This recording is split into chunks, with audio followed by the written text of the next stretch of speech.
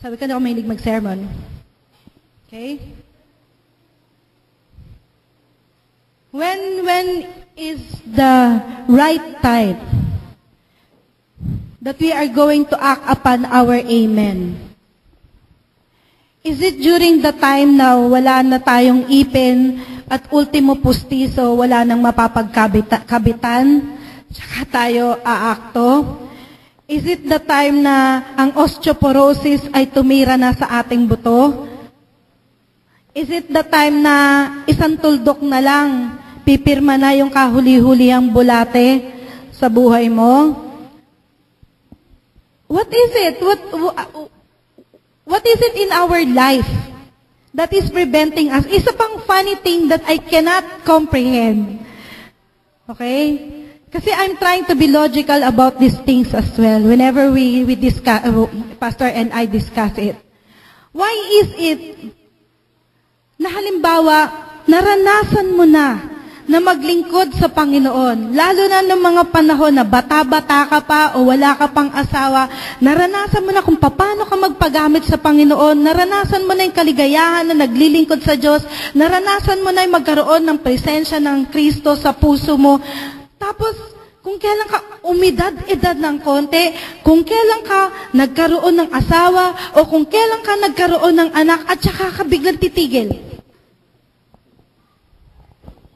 What is the rational explanation for that? What is the alibi that you are going to use that will be sufficient enough to justify yung ginagawa mong desisyon na yon? God, sabi mong ganon, Lord, bata pa kasi ako, pwede bang pag nag-edad na lang ako, tsaka ako maglilingkod sa'yo? Nag-edad ka.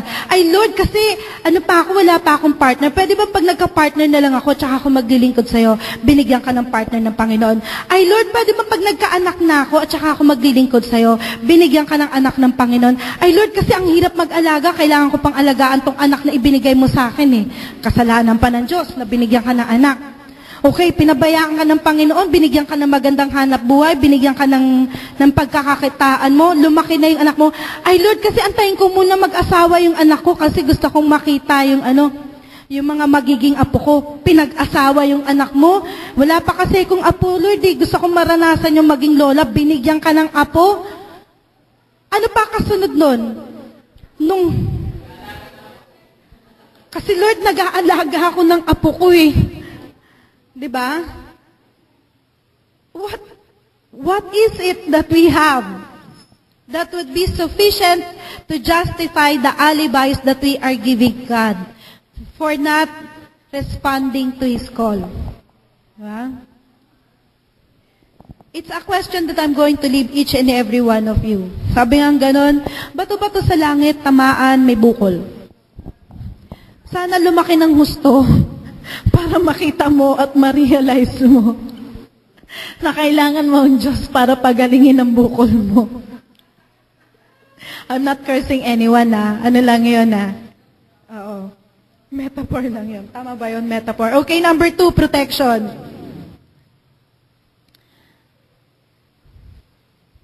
God said, aside from the peace that I'm going to give you, I am also going to give you my protection. Remember? During the Passover, binigyan niya ng kapayapaan ang puso ng mga Israelita na kung sila ay nakapagligay ng dugo sa kanilang hamba at lahat ng mga mahal nila sa buhay ay nasa loob, sila ay hindi maaapektuhan ng sumpa. Correct? So, payapa ang puso nila hanggat nandun sila sa loob. Correct? Bakit naging payapa ang puso nila?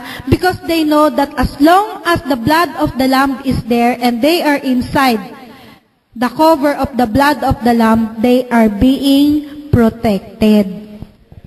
Okay? No power of the enemy can touch you. The judgment of God cannot come upon you as He has already forgiven you. As long as we have the protection of the forgiveness of Christ, we are at peace. Remember? You are able to get the peace of God when you have accepted Jesus as your Lord and Savior. Tama, mali? And because God has given you His forgiveness, He is now protecting you. Tama? Okay. Walk with me. Do you remember God's promise to us that when the finances of the world will collapse, our finances will not collapse? Tandaan nyo? Nagkagulo buong mundo. Bagsak ang ekonomiya ng lahat, lalo na yung mga first world countries o yung mga superpowers na tinatawag nila.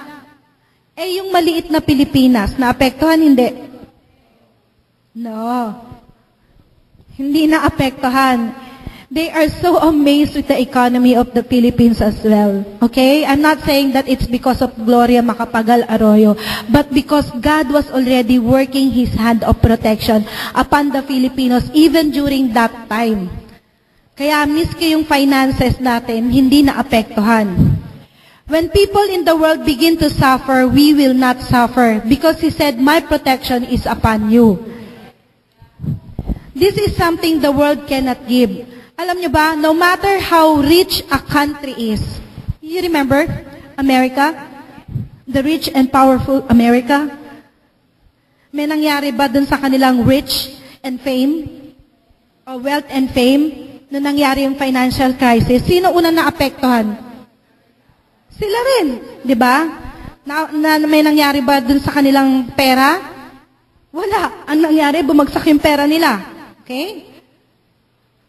Kung ikaw ay may kaya, bumili ka ng insurance policy. Will your insurance policy assure you that you're not going to die anymore? Meron bang clause doon na sasabihin na if you are going to sign up for this insurance policy, once you ano nga ba yung tawag doon, affix your signature in the contract, you can already be assured that you are no longer experience death. We are now giving you immortality. Meron bang ganong clause sa kahit na insurance company? How we wish. No? Magkano kaya yung insurance na ganon? Diba? If you buy an insurance policy, does it say that you are no longer going to get hurt nor get sick? Diba hindi? But when God gave you the insurance of the blood of the Lamb, diba kasama sa clause niya, that you are no longer going to die, but you will have an everlasting life? Kasama sa clause niya yan o hindi? Kasama. Diba dun sa insurance ng Panginoon, kasama rin dun sa clause niya, sabi niya ganon, death has already been beaten, and sickness, illness, and diseases are already bounded. Sinabi niya yun o hindi? Sinabi niya yun, diba? And sinabi niya rin ba na you are no longer going to get hurt, but in heaven you will experience a life without tears? Sinabi niya yan o hindi? Magkano binayaran nyo? Magkano yung insurance policy na yon?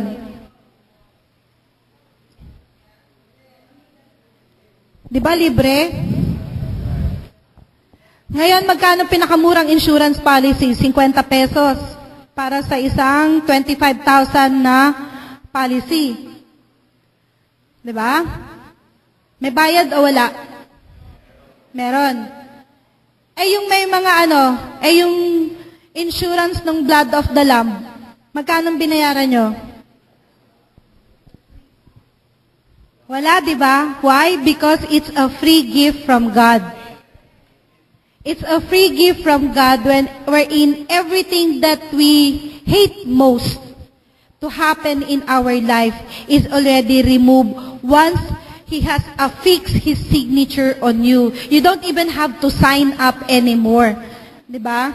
I am affixing my signature in you as long as you will accept my terms and conditions. Diba?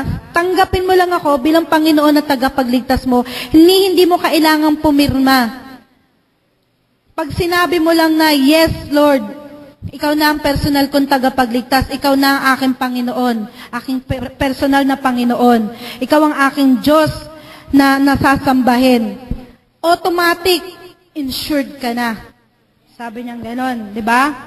Of course, pag sinabi mong terms and conditions, meron ding mga clauses yon. Di ba? Dahil lahat ng insurance, merong mga clauses doon para ma-avail mo yung insurance. When we have accepted Jesus as our Lord and our Savior, it doesn't mean, okay, please be mindful of this, dahil merong mga katuroan na sinasabing, once saved, always saved. No. But you have to work on the insurance of the blood of Lamb. Para hindi ka masaktan, huwag kang gagawa ng anong bagay na maikakasakit mo. Tama? Para hindi ka mamatay, huwag mong ilagay yung sarili mo sa anumang bingit ng kamatayan. Okay? I am not merely talking about accidents and incidents. Even the food that we eat. Ouch. Diba? Sabi nga ganon, it would be better that we are in the preventive mode rather than in the curative mode. Let God be your protection because if He is not your protection, who else can be your protection? Not even the biggest insurance company can give you the most ideal insurance policy that you can get. Diba? Kahit na ilagay mo yung buong kayamanan mo sa isang insurance policy, this will never assure you na hindi ka na masasaktan, na hindi ka na magkakasakit, na hindi ka na mamamatay. Tama? Unlike if God is for you, what is the rest? If God is for us, who can be against us?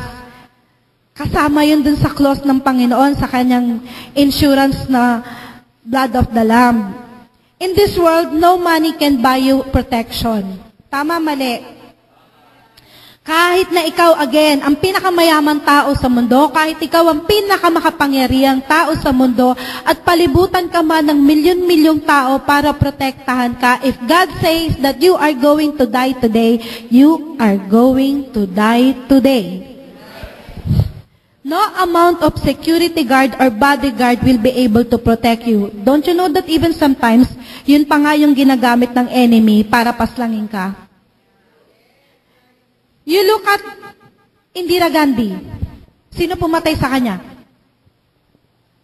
Di ba yung bodyguard niya mismo?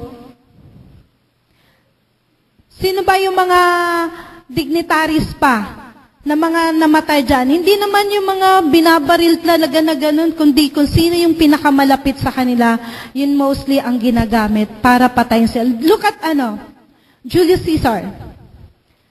Sino ang pumatay kay Julius Caesar? Si Brutus?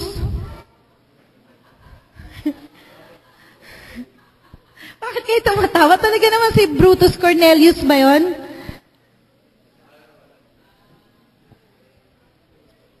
Di ba si Anthony ang nagsabing, I came to bury Caesar, not to praise him. Siya yun, di ba? Kayo naman, no? Napapagalata. Absent kayo nun? Hindi niyo alam yun? Wala kayo ng mga ganon. Sabi ko nga eh.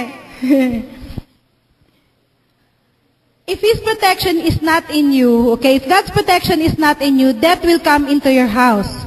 Judgment cannot touch you if God's protection is in you, correct? Now, the plagues of Egypt cannot come to you, and the oppression of Pharaoh cannot harm you, and the spirit of death will not visit you, nor the disease of Egypt visit you, as long as the protection of the Lamb of blood is upon your household. What is it that ano yung tinatry kong bigyan ng emphasis mula kanina pa na nagsasalita ko?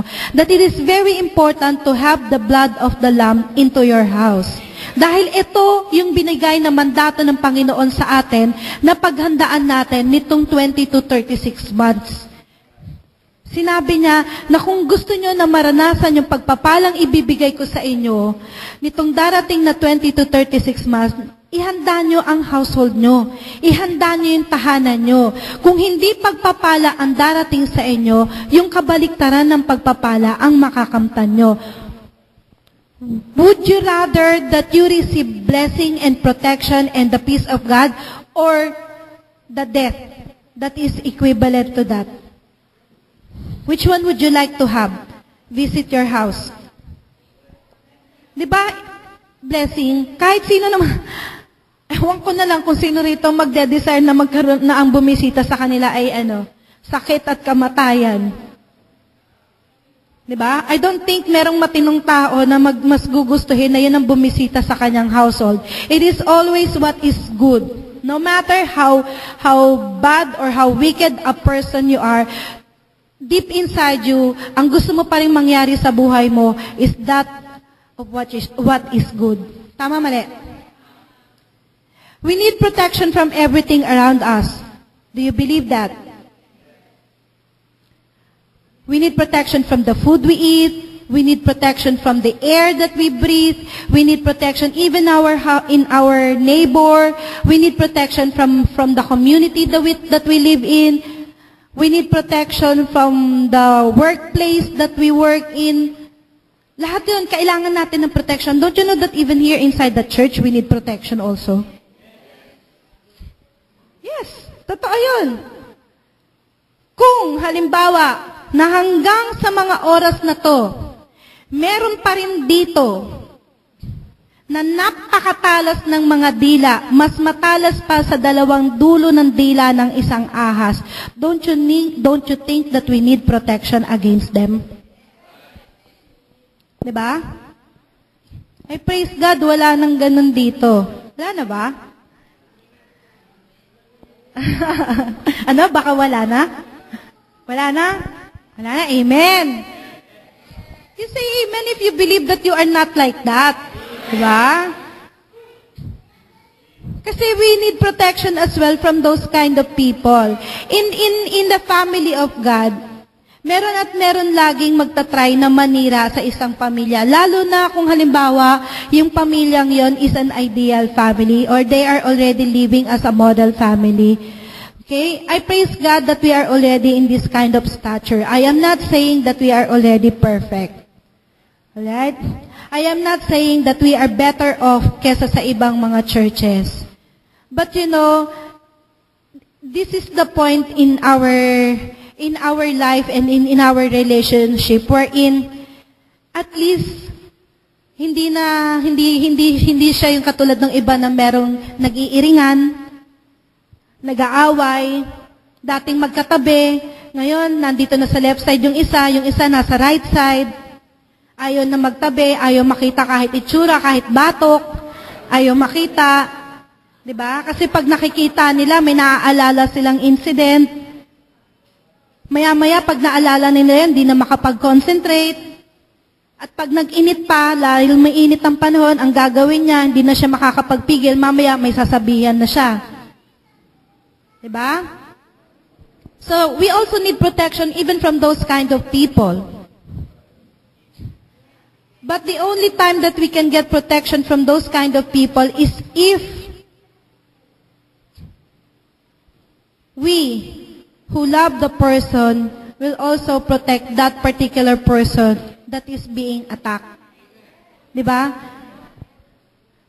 Kasi kung paano pinoprotektahan tayo ng Panginoon, ganun din dapat natin protektahan ang bawat isa sa atin. Kung ang isa sa atin ay tinitira na ng isa, and you know that person na tumitira dun sa isa has this spirit sa kanya. Hindi yung spirit ng God ang nasa kanya, kundi ibang spirit. Then you have to protect your brother or your sister. Amen? Kung paano pinoprotektahan ka ng Panginoon, ganun din yung uri ng protection na ibibigay mo sa kanya. We need to get a daily protection in our life. Why? Because even the healthiest person will die. So we get protection physically from our environment. We get protection emotionally and spiritually from God. Tama po ba? Hindi po pwede na tayo po ay araw-araw na magigising na lang na wala tayong hinihingi na proteksyon mula sa Panginoon. As a husband and wife, per rule, okay? Isang batas dapat na sinusunod nyo sa inyong tahanan bilang mag-asawa, dapat kayong dalawang mag-asawa ay nananalangin at nag-a-agree ng proteksyon para sa inyong pamilya. Hindi po pwede na si tatay sasabihin niya, Panginoon, protektahan niyo po yung aking sambahayan. Tapos bubulong si nanay, wag lang po yung asawa ko kasi demonyo po yan. Diba? O kaya sasabihin ng Mrs., Lord, salamat po, kahabagan niyo po kami. Dalangin ko po na palagi po ninyo kaming lukuban ng inyong banal na dugo. Protektahan niyo po ang buong sambahayan ko. Tapos biglang sasabat si Mister, ay wag ka nang sumama, chismosa ka, bungangera ka. Paano ka po protektahan? Walang agreement. Diba? Diba sabi, kailangan ng kapayapaan sa isang tahanan. So para magkaroon ng kapayapaan, dapat mismo ng mag-asawa ay may kapayapaan sa isa't isa. Okay? Now, as leaders, ano naman ang responsibility natin? Bilang isang leader, we must discern the body of Christ. You have to see which one is sick, which one is getting sick, which one is in illness, which one dies prematurely. That is your responsibility as a leader. Because dapat ito ay maging warning signal, maging alarm para sa'yo, para masabi mo, Panginoon, is there something wrong? Is there a sin in the house? Diba, remember yung sinisiris ni Pastor? Si Achan ba yun?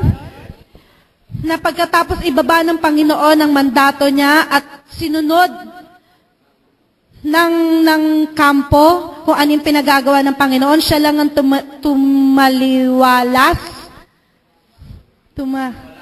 tumiwalag. Okay, he's the only person who did otherwise. Diba? Dun sa inutos ng Panginoon. At siya yung gumawa ng sin sa kampo. That's why dahil dun sa kanyang kasalanan, buong kampo ay naisumpa. Correct? So dapat po, hindi po maging ganon ang ating kaisipan. Bilang isang leader, dapat tayo ang unang-unang magdi-discern if there is something wrong within the group that we are holding. Pag halimbawa itong si member, laging absent, laging wala, laging may alibay, laging late, aba, i-discern mo, ano ba nangyayari sa taon to? Ito ba ay mamamatay na? At talaga bang gusto niya nang mamatay? At talagang ganyan ang ano niya na, trato niya na sa sarili niya at sa kanyang sambahayan. Then the first thing that you need to do is to pray for that person or for that family. Amen? The next thing that you need to do is to speak with that person or that family and ask them point blank, are you still serious? Serious in what? Serious with your dealing with God? Are you still serious with your relationship with God? Are you still serious in having God's peace and protection and blessing and provision and purpose? And what is the other P? And progress of God in your life? Because if not, sabihin mo na ngayon pa lang, para ako'y titigil na rin ng kakapanalangin para sa'yo. Because why will I waste my time praying for your family to have all those things for you and your family if you yourself cannot do it for your own family? It doesn't follow.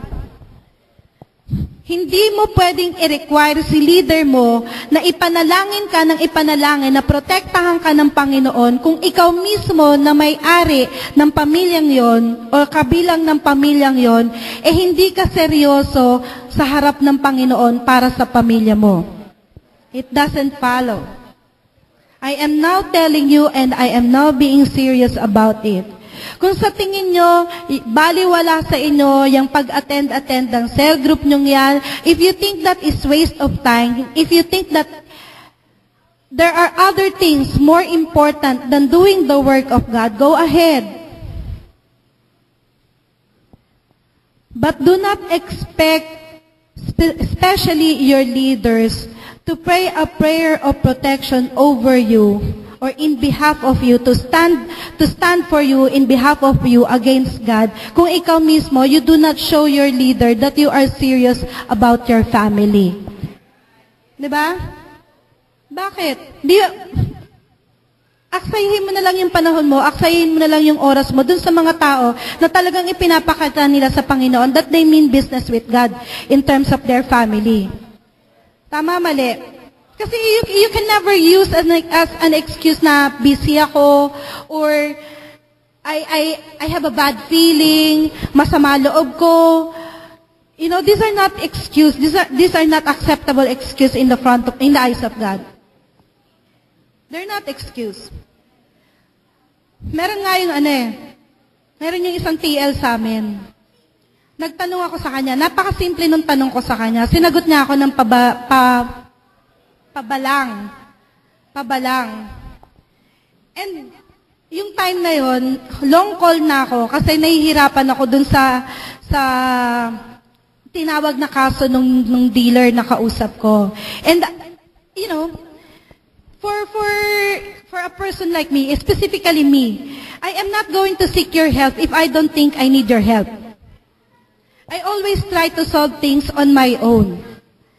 Pagka sinig ko na yung help mo, ibig sabihin talagang kailangan ko ng tulong kasi nagawa ko na lahat ng pwede kong gawin on my end, na-exhaust ko na lahat ng avenue, and now I need someone else to help me. Okay? Bakit po? Kasi I try to do my work as excellently as possible as I can. Because I work for God, I do not work for man.